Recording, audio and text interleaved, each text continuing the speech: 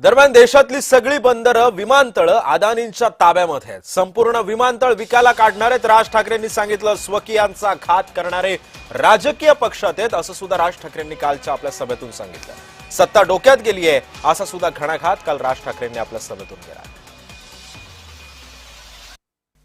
आता हा सगळा वाढवडला, आता बंदर येतंय म्हणून मी म्हटलं बंदर येत असेल चांगली गोष्ट आहे। महाराष्ट्रात बाजूला विमानतळ कशासाठी?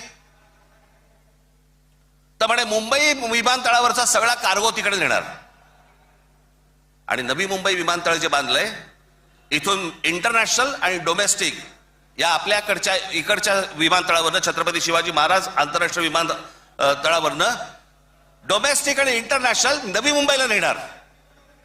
ही प्रोसेस हळूहळू सुरू झालेली आहे आणि पुढे